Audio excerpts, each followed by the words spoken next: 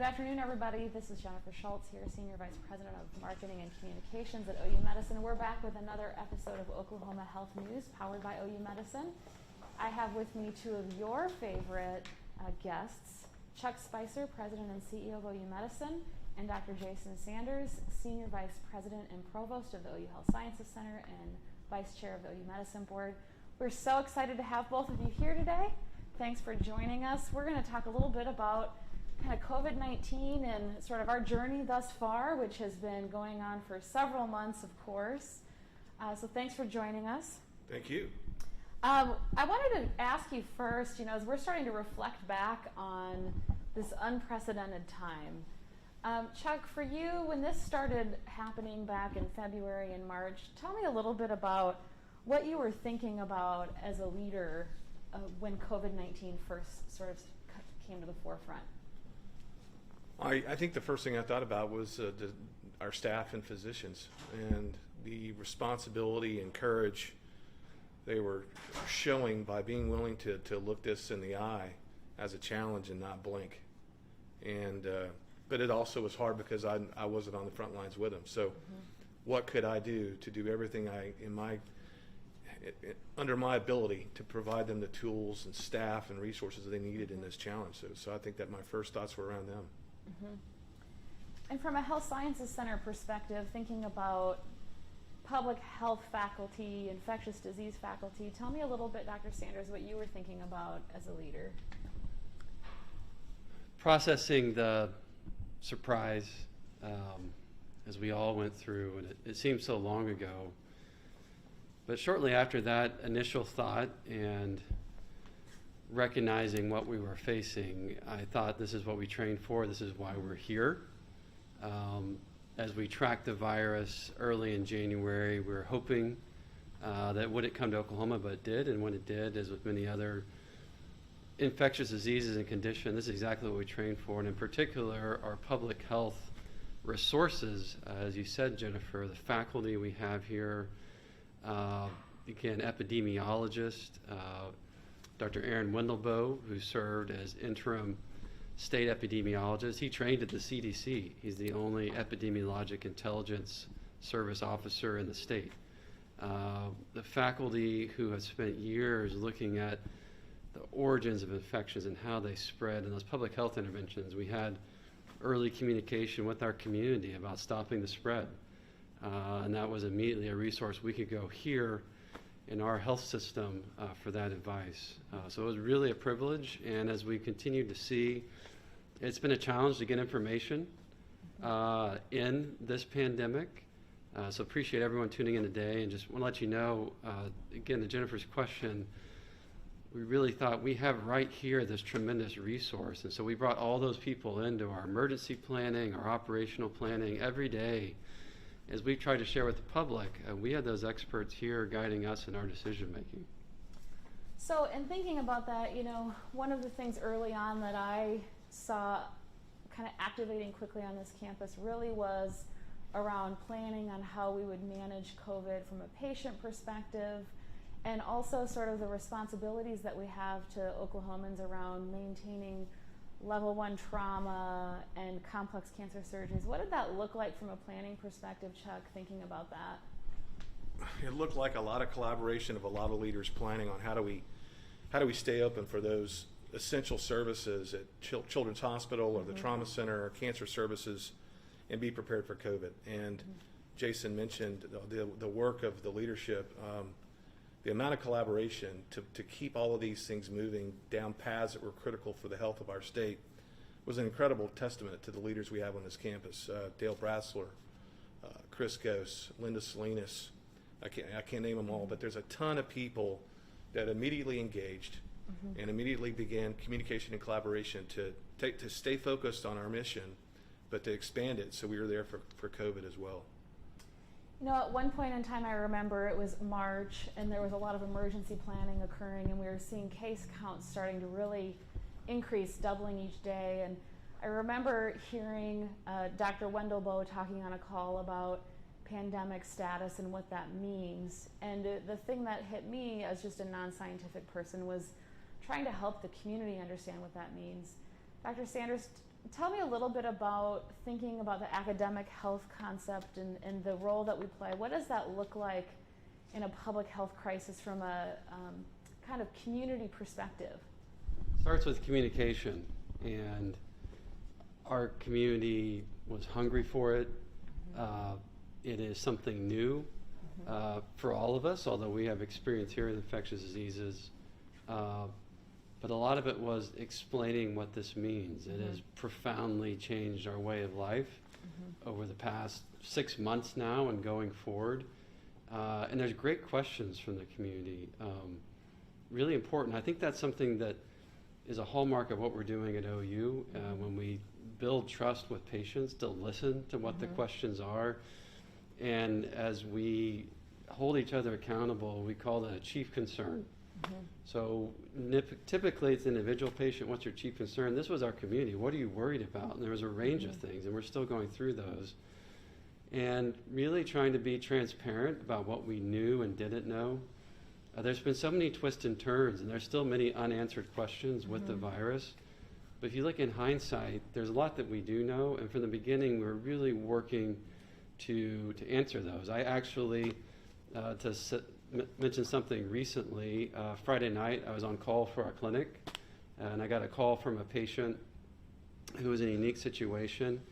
It was late in the evening. I emailed that same infectious disease public health team.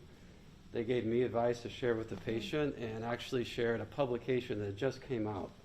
And so I said, this is a unique situation. How can we help? And they said, well, here's this research. And that's been the way it's been throughout the past 6 months. And that's what an academic health system brings. It's setting guidelines. It's writing the literature. Particularly in this time, it is challenging to interpret data. And everyone's seeing that. Everyone's looking at live. You have unpublished information. You really have to be able to understand what something is saying and not saying and translate that to patients and community. And I think that is what's really helped us build trust here in Oklahoma. So one of the things that I think we started to think about early on, Chuck, you've mentioned this, is that's changing healthcare, fundamentally changing some of the things that people look at and care about.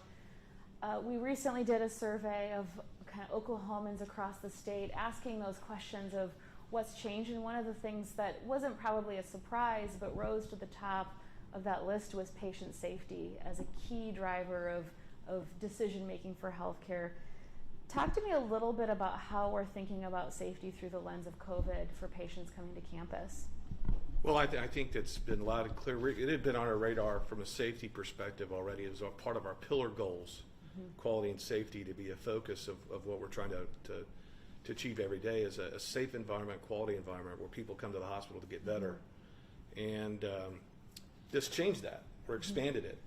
And people were concerned about getting COVID when they came to the hospital, or coming in to see their family member and getting exposed or exposing someone. And we felt a responsibility to lead in that case, to make sure we had ample PPE for our staff, require masking on our campus. And I think the public has responded that that's a comforting thing for them. It's made the visitation policy more difficult, but they also understand the need to provide a safe environment, especially when we opened back surgical cases and started those back up in other outpatient activity in May. We were only able to do that because we provided a safe environment for our staff and our patients, and I think they're confident in that. And we've proven and can show that infections don't happen here. They happen in the community when people aren't being safe. When they're on our campus being safe, we keep them safe. One of the things that we saw in this survey that I'd mentioned is that people really did correlate safety to OU medicine and our services.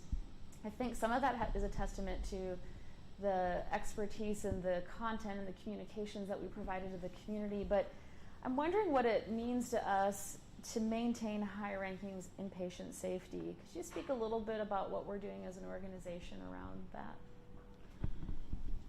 We have been aggressive in our quality and safety monitoring. The last 2 years, we've actually exceeded our goals for quality and safety in, I think, 9 of 11 categories. The 2 that we didn't, we actually increased. We didn't hit our goal. So I think that's a hyper-focus every day on the things that keep people better and safe and well within our facilities. But I think it's the right thing to do for patients. It's not about a ranking. It's about making sure we have a healing environment that's safe for people to come get care, and we do the right thing. And I know Jason, from a clinical perspective, is able to see and help set those goals for a hospital with his colleagues and make sure we are focusing on the right things. Safety is on everyone's mind with COVID. We saw that in the survey results, and I think it's because everyone, regardless of your age, regardless of what your occupation is, your family, everyone feels to some degree unsafe. This is unsettling. It's a new virus. Everything, it's beyond what was assumed.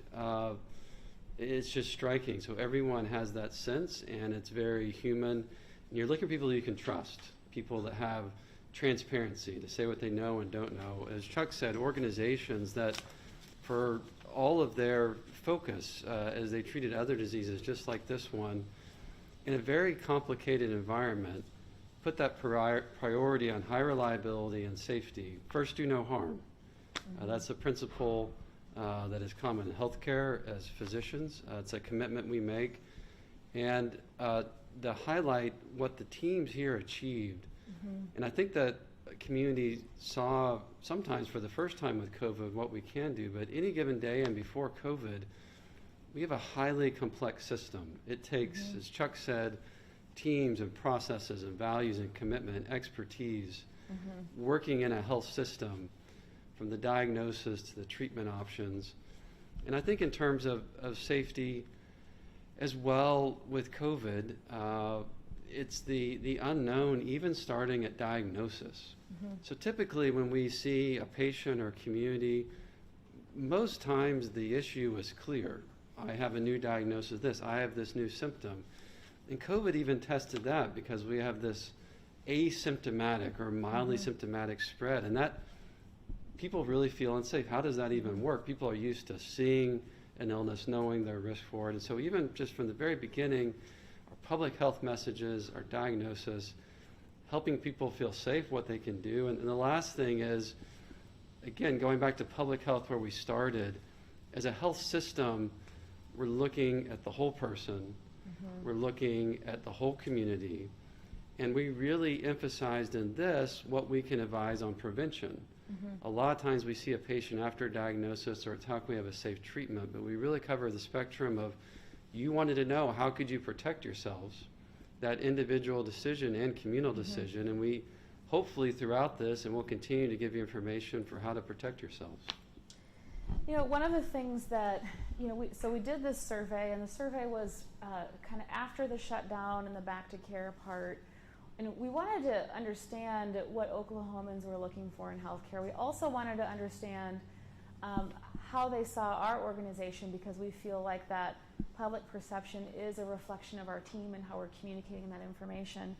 Chuck, I'm wondering, thinking about some of the things we learned in the survey, what are some of the key takeaways or maybe even pleasant surprises or surprises that you saw inside of that?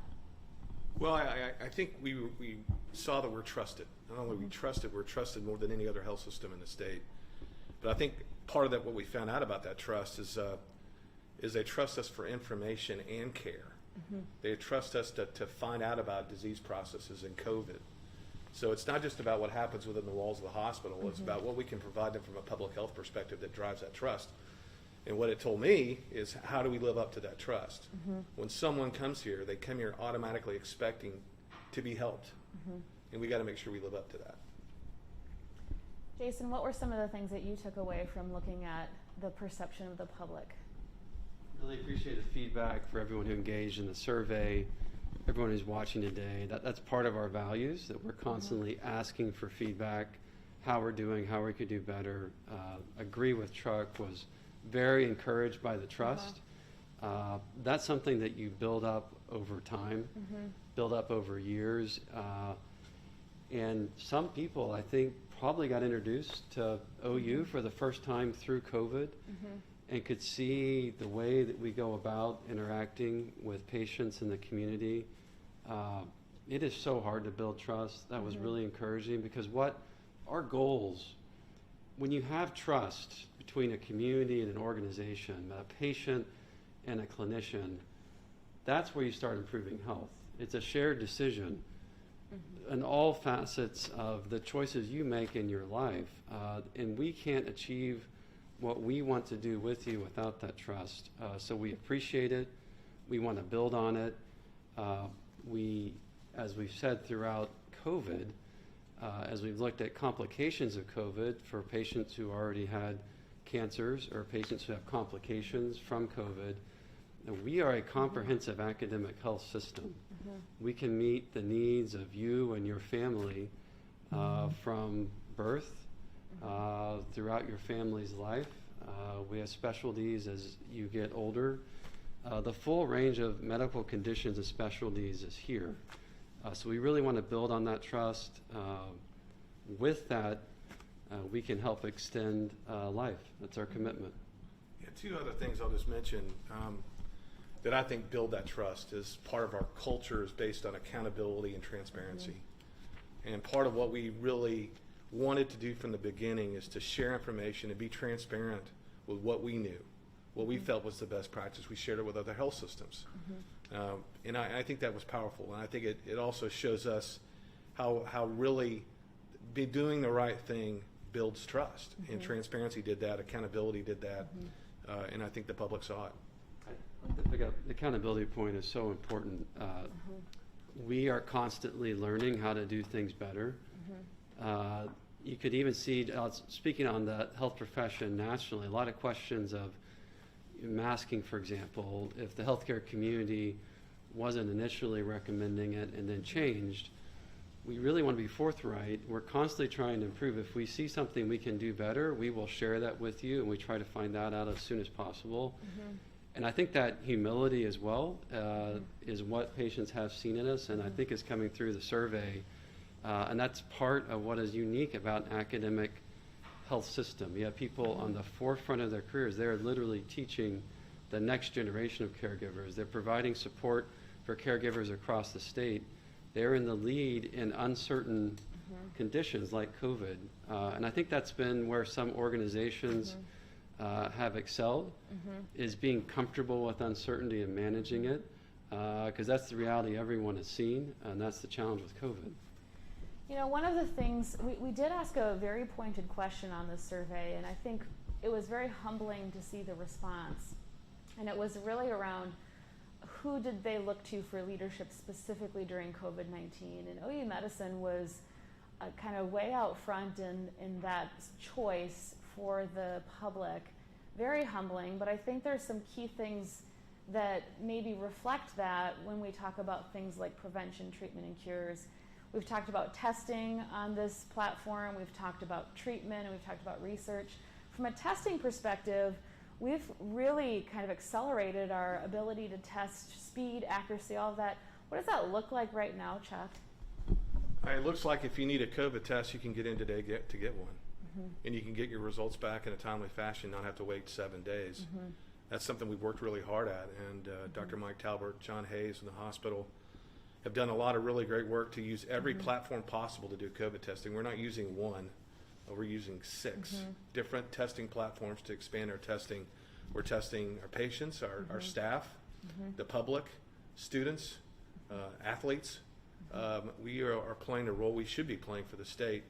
And it's been difficult. The supply chain at the beginning of this, and still is a challenge, but to get the testing kits was a challenge. We had hospital executives that were being supply chain procurement officers, which we don't know how to do very well. But we were really working to expand our testing, and I think we stayed focused. We were resilient in our efforts, and today we've quadrupled our testing capacity in the last 2 months. And, you know, Dr. Sanders, I remember you calling me on a Thursday night when convalescent serum landed in Oklahoma and was on its way to our campus to be administered in the very first patient at OU Medical Center. That was recently an emergency use authorization with the FDA, so we were utilizing that very first in Oklahoma. What are some of the other treatment therapies that we've been able to utilize for our patients? Absolutely. We're proud of our team bringing the convalescent serum trial through Mayo Clinic in partnership with Oklahoma Blood Institute here to Oklahoma. If you look at dexamethasone, as that was demonstrated quickly in England, United Kingdom, brought that here. Been on the forefront of remdesivir use. You know, I would say if you go back to a Facebook Live session with Dr. Jordan Metcalf, who talked about the convalescent serum, from the beginning to have this amazing team, you know, just for our Facebook audience to know, we have a team of 6 specialists that from the beginning just constantly, all they do is look at new treatments. And they're people I've worked with in the hospital side by side on a number of illnesses. They stepped up to the plate. Again, this is what we do, this is what we train for. And we're on probably version 8 or 10 now of our treatment algorithm, rapid succession, comprehensive, given to all of our teams, caregivers. I would add, in addition to getting new treatments into the armamentarium, a lot of the care still is the diligent, hour by hour, often in a patient in critical condition, is the care that we provide for other conditions and is making a difference. It's the care when a patient with COVID is admitted to our hospitals in particular and has heart complications, has kidney complications, has blood clotting complications. We bring that whole team of treatments. And we haven't talked about as much on this, but blood thinners for blood clots. We have experts here both in the treatment as well as in the research. And I know that it's been a great partnership with other health systems as we talked about that meticulous care, but so much still of the care for patient with COVID is being vigilant on the diagnostic side, understanding the patient, and matching the best that we have in terms of armamentarium of treatments. We're hopeful looking forward. We talked about vaccines on this. We're hopeful for intermediate treatments such as monoclonal antibodies. This is what you've come to expect from us, and we'll continue to provide. So my last question for both of you, you know, you look at a survey like this, it says OU Medicine is the most trusted health system, most favorable, most familiar, largest community benefit outside of direct health care to the state. That was also a trusted choice. Leader in COVID-19. It's almost overwhelming to think about what the public thought about our organization during this period of time. But we're not done yet, right? So, Chuck, when you think about what's next for us, what would you say are some of the things on your mind? Well, I think that raises the bar for all of us. And again, it sets the expectation of what people want to see and expect to see when they come to us for care. So we got to come to work every day ready to deliver at that high level. But for us, as we plan to open a new tower behind my back here, and we continue to grow Children's Hospital, it means we have to do that and continue earning the trust that we already have in the community and operate at a high level in everything we do. And through our combined efforts, strive to improve the lives of all people. That's our mission statement. And we're going to be able to do that more and better with a new tower. That's really exciting. It starts to open just next month. We're excited about that. We're going to use it primarily in the first few months to be able to fight COVID if we need to have more capacity. But it's also a long-term investment for the state of Oklahoma to provide a level of care that we've never seen. And we're excited about that. Dr. Sanders? I'd say first for COVID, everyone wants to get back to their normal pre-COVID lives.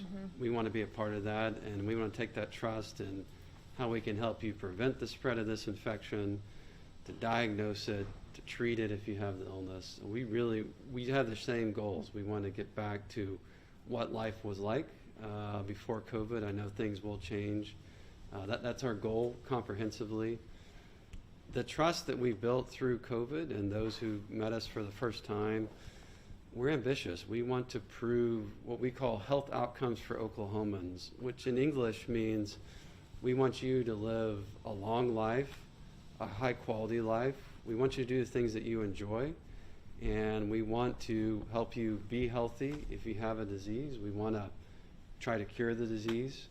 If we can't cure it, we want to give you a treatment that helps you manage that. And we want you to help understand on the prevention, things that you can do where you have the choice to build it yourself for the community, whether it's things that we've done to reduce the incidence of cancer, reduce the incidence of heart disease. If you've met us through COVID, we really want to improve your lives in Oklahomans. I think this gives an opportunity to do that. As Chuck said, we have a lot of things that we're doing on this campus. Hopefully you've heard through Facebook Live, the talent of people we're bringing.